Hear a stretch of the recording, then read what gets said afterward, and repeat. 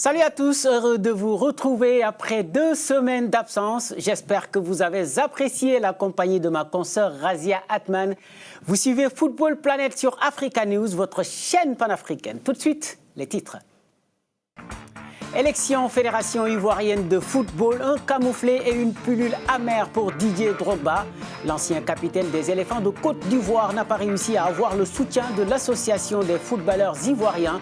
Un coup dur pour l'ex-buteur de Chelsea qui voit sa candidature sérieusement compromise.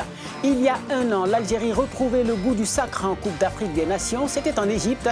1 an après, les Algériens ont toujours du mal à réaliser l'exploit des Fennecs de Djamel Belmadi. On en parle dans cette émission avec notamment notre confrère algérien Adel Hadji et Pierre-Emerick Aubameyang qui envoie Arsenal en finale de la FA Cup. Auteur d'un doublé samedi face à Manchester City, l'attaquant gabonais offre aux Gunners une balle de match pour une qualification directe en Europe. Ce sera face aux Blues de Chelsea. On en parle en fin d'émission. Le développement de tout ça juste après cette petite virgule. Bienvenue dans cette émission. C'est sans doute l'une des plus grandes légendes du foot ivoirien. Mais son charisme de joueur emblématique ne semble pas avoir la même dimension que son influence de retraité. Et il a fallu viser la présidence de la Fédération ivoirienne de football pour que Didier Drogba se rende compte que les deux réalités diffèrent. L'ancien capitaine des éléphants de Côte d'Ivoire voit sa candidature à la présidence de la FIFA compromise après que l'association des footballeurs ivoiriens lui a tourné le dos. Un camouflet qui risque de coûter très cher à l'ancien buteur de Chelsea. La pilule est amère. Ignatius Anor et Narcisse Ndoumbe nous en disent un peu plus. Un revers de taille pour la candidature de Didier Drogba à la présidence de la FIFA, la Fédération ivoirienne de football. L'ancien capitaine et attaquant vedette des éléphants de Côte d'Ivoire n'a pas réussi à obtenir le parrainage de l'AFI, l'association des footballeurs ivoiriens dont il est pourtant l'un des vice-présidents. Chez moi, cet échec compromet ses chances dans la course à la présidence de l'instance fêtière du football ivoirien. Les footballeurs ivoiriens ont décidé de soutenir la liste conduite par l'actuel vice-président de la FIFA, Idriss Diallo, une recommandation faite par les 2 tiers des délégués lors de la réunion du 10 juillet dernier. L'AFI devait être le socle de la candidature de Drogba et son soutien à Idriss Diallo risque de le priver du scrutin prévu le 5 septembre prochain. Sur les 5 groupements pouvant parrainer un candidat, 4 ont déjà fait leur choix. L'Association des médecins du sport ne s'est pas encore prononcée. Son soutien à la candidature de Didier Drogba permettra à l'ancien joueur de Marseille et Chelsea de poursuivre son rêve de devenir président de la Fédération ivoirienne de football. Et on espère pour Didier Drogba que l'association des médecins volera à son secours, mais c'est encore loin d'être gagné par le meilleur buteur de la sélection ivoirienne. Les semaines à venir risquent d'être très longues pour Drogba et son camp. On reste sur le continent, mais pour parler cette fois de l'Algérie. Il y a tout juste 1 an, les Fennecs montaient sur le trône africain. Opposés au Sénégal, Djamel Belmadi et ses troupes offraient à leur pays le second sacre de son histoire. Une victoire à la CAN en Égypte qui résonne encore dans les esprits comme si c'était hier. Des moments inoubliables pour les Algériens encore aux anges et qui ont placé les hommes de Djamel Belmadi au rang d'immortels. C'est tout un pays et son coach qui savoure encore ce succès. C'est un sujet de Michael Odouor et William Baïha. 1 an après le sacre des Fennecs à la Coupe d'Afrique des Nations, Djamel Belmadi, le coach de l'équipe nationale de football de l'Algérie, revient sur une épopée et des sensations uniques. Le souvenir in fine de soulever ce trophée. Il y a une équipe nationale, un pays, un emblème, un drapeau qui allait être levé, et une équipe, un capitaine qui allait soulever cette coupe, alors qu'on était 24 équipes engagées au départ, et avec tous les plus grands. Et puis finalement, c'est nous qui levons ce trophée-là, donc ce sentiment-là aussi est énorme. Bien que principal artisan de la victoire de l'Algérie à la CAN 2019, Riyad Mahrez reste très critiqué par les supporters. Le coach en attend aussi plus. Pour moi, je ne comprends pas pourquoi, je ne comprenais pas pourquoi il n'était pas aussi étincelant que ce qu'il faisait en club. Le prochain objectif de Djamel Belmadi est de qualifier les Fennecs pour la Coupe du Monde au Qatar, prévue en 2022. Et on espère que les Fennecs se qualifieront pour cette Coupe du Monde au Qatar. On prend tout de suite la direction d'Alger pour retrouver notre confrère Adel Hadji. Bienvenue dans cette émission, Adel. Alors, comment comprendre cette euphorie encore présente, même un an après le sacre des Fennecs? Ce qu'on peut dire, c'est que déjà, les joueurs, l'équipe nationale, le public a retrouvé cette confiance envers cette équipe nationale d'Algérie qui avait vécu plusieurs années de disette. On se souvient qu'en 2017, lors de la Coupe d'Afrique, l'équipe nationale d'Algérie est sortie au premier tour. Un an après, soit en 2018, la fédération a engagé Djamel Belmadi. Tout le monde disait que cette équipe d'Algérie était finie après sa canne ratée, on va dire, en 2017.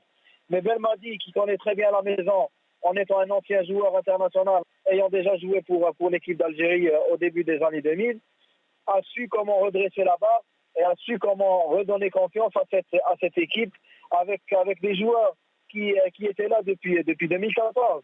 Mais il a su redonner cette confiance en renforçant l'équipe avec 2-3 joueurs locaux. Belmadi a su donner cette confiance aux joueurs qui ont pour la première fois pu déjà gagner les 7 matchs de cette Coupe d'Afrique. Coupe d'Afrique à 24 équipes pour une première. Gagner haut la main une Coupe d'Afrique en battant le Sénégal à 2 reprises lors du premier tour et lors de la finale. C'est vraiment quelque chose d'exceptionnel pour une équipe qui revient de loin. Effectivement, c'est exceptionnel. Vous avez évoqué la confiance. Avez-vous le sentiment que les choses ont bougé et que l'Algérie a encore les moyens de rester longtemps au sommet du foot continental? Écoutez, en regardant les matchs de l'équipe d'Algérie, après la Coupe d'Afrique 2019, l'Algérie a joué contre la Colombie, une des meilleures équipes au monde. Gagner contre la Colombie 3-0 dans un match amical, ça veut tout dire, je pense. Ça veut dire que les joueurs, que les coéquipiers de Mahrez, de Benasser, de Slimani ont su comment gagner cette confiance et comment vraiment progresser avec cette victoire en Coupe d'Afrique.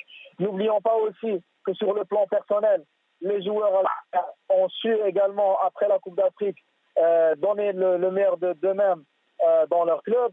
On voit la saison qu'a fait Riyad Mahrez à Manchester City, où il fait d'excellents matchs. On regarde aussi Ismaël Benasser, le meilleur joueur de la CAN Total 2019. Il a été transféré au Milan AC en août dernier, juste après la Coupe d'Afrique. Et là, maintenant, il réalise une très belle saison avec le Milan AC. Il y a aussi Slimani qui a réalisé une très belle saison également avec Monaco en inscrivant 8 ou 9 buts. Tout cela prouve que les joueurs algériens ont su gagner en confiance beaucoup plus. Et cela en préparant les prochaines échéances. Ça veut dire les qualifications pour la Coupe d'Afrique 2022 et les qualifications également pour la Coupe du Monde 2022. Alors, en résumé, vous voyez les Fennecs encore plus haut? Je pense que les Fennecs vont s'améliorer encore plus, surtout avec Djamel Belmadi, avec sa rigueur, avec son sérieux et avec la confiance qu'il donne aux joueurs et avec sa relation, beaucoup plus sa relation entre lui et ses joueurs. Merci beaucoup, Adel, et à très bientôt. Je vous en prie, merci à vous. Adel Hadji, journaliste algérien, qui nous parlait donc de ce premier anniversaire du sacre des Fennecs en Égypte le 19 juillet 2019. Prenons à présent la direction de l'Europe et on commence par cette performance XXL de Pierre-Emerick Aubameyang. L'attaquant gabonais a fait plier Manchester City samedi pour offrir à Arsenal une place en finale de la FA Cup. Le capitaine des Panthers s'est fendu d'un doublé pour une sensationnelle victoire 2-0 des Gunners. Les coéquipiers de l'Ivoirien Nicolas Pepe affronteront en finale leurs voisins de Londres, Chelsea. Les Blues ont sorti Manchester United lors de la deuxième demi-finale dimanche. Ils nous offrent ainsi un choc des étoiles pour un derby londonien qui promet des étincelles. Ce sera le 1er août à Wembley. En Espagne, vous le savez peut-être, le Real Madrid a terminé le boulot après une reprise parfaitement bien négociée. Les partenaires du franco-sénégalais Ferland Mendy ont battu Villarreal 2-1 jeudi pour valider le 34e sacre des Merengues en Liga. Il s'agit surtout du 11e titre de Zinedine Zidane en tant qu'entraîneur. Mais après l'euphorie, l'incertitude de l'avenir, après les déclarations floues du technicien français, heureux à Madrid, mais aucune assurance pour la suite. Yo estoy aquí, ¿sabes? Pero nadie sabe lo que va a pasar. Entonces, j'ai un contrat ici, mais on ne sait jamais ce qui va se passer. Je ne parle pas de ce qui va se passer la saison prochaine ou l'année prochaine. J'ai un contrat. Je suis heureux ici et je suis content de ce que je fais. Mais vous ne savez jamais ce qui peut se passer dans le football. C'est pourquoi je me sens si détendu à propos de mon avenir, parce que dans le monde du football, les choses peuvent changer du jour au lendemain. Je ne sais pas ce qui va se passer dans le futur. Je suis content de ce que je fais ici et nous verrons combien de temps.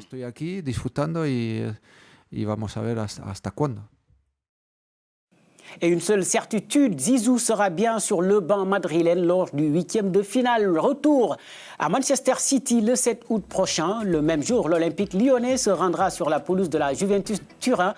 Et le lendemain, le 8, on aura le Bayern Munich qui affrontera Chelsea et le FC Barcelone qui en découdra avec Napoli pour compléter le tableau du Final 8 prévu à Lisbonne au Portugal du 12 au 23 août. Et puis en Turquie, sachez qu'Istanbul Başakşehir a été sacré champion pour la première fois. Un titre qu'il doit en partie à son attaquant sénégalais Dembaba, co-meilleur buteur du club avec 12 réalisations.